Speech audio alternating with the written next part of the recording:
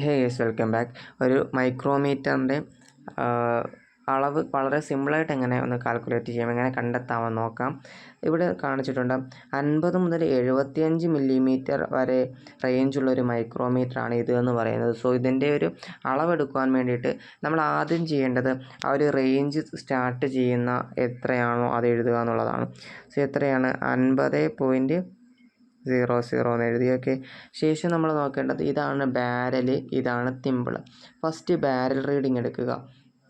ഇവിടെ 10 ഇത് 10 ആണല്ലേ. ഇവിടുന്ന് പിന്നെ 11, 12, 13 എന്ന് പറഞ്ഞു പോകുന്നുണ്ട്.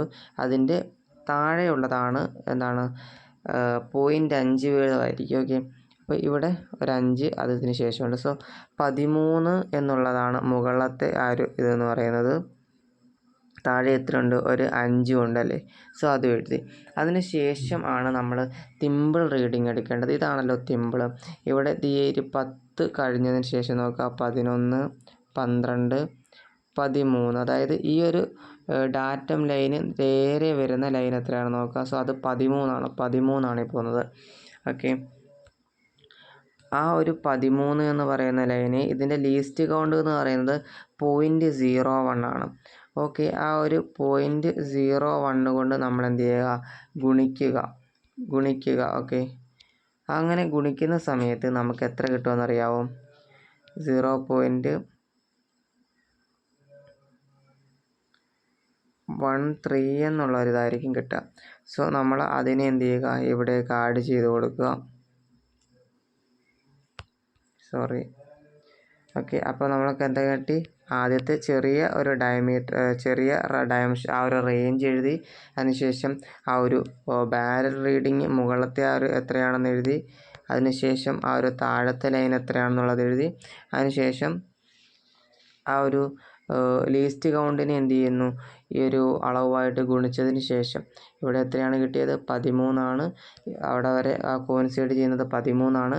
ആ 13നെ ലീസ്റ്റ് കൗണ്ടുമായിട്ട് ഗുണിച്ചിട്ട് ഒരു 0.013 എന്നുള്ളത് അളവ് കിട്ടി. ഓക്കെ, അപ്പം ഇനി ഇതെല്ലാം കൂടെ കൂട്ടി നോക്കുക.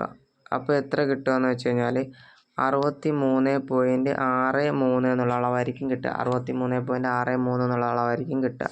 ഓക്കെ, ജസ്റ്റ് നിങ്ങൾക്ക് ഒരു റഫ് നോട്ടായിട്ട് തയ്യാറാക്കിയിട്ടുണ്ട്.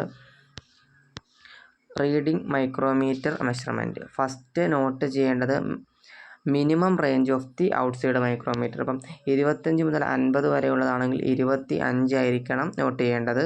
50 മുതൽ 75 വരെയാണുള്ളതെങ്കിൽ 50 ആയിരിക്കണം നോട്ട് ചെയ്യേണ്ടത്. 75 മുതൽ 100 വരെയാണെങ്കിൽ 75 നോട്ട് ചെയ്യണം.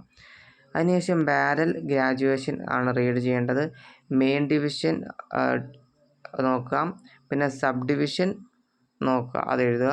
അതിനുശേഷം മെയിൻ ഡിവിഷനും സബ് ഡിവിഷനും കൂടെ കൂട്ടിയിട്ട് നമുക്ക് എഴുതാം. പിന്നെ റീഡിങ് ദ തിമ്പിൾ ഗ്രാജുവേഷൻ, ആ ഒരു ഗ്രാജുവേഷനെ 0.01 ആയിട്ടുള്ള ലീസ്റ്റ് കൊണ്ട് ഗുണിക്കുക. ഓക്കെ, അതേ ഉള്ളൂ, അതുമായി ബന്ധപ്പെട്ടുകൊണ്ട് മനസ്സിലാക്കാൻ. ഓക്കെ, എക്സാമ്പിൾ ഇവിടെ കൊടുത്തിരിക്കുന്നു. മിനിമം റേഞ്ച് 50 ആയിരുന്നു. Barrel reading 13. താഴത്തെ ഒരു റീഡിങ് കൂടെ കൂട്ടിയപ്പം 13.50. തിമ്പിൾ റീഡിങ് 0.13 ആണ്. ടോട്ടൽ 63.63. ഓക്കെ.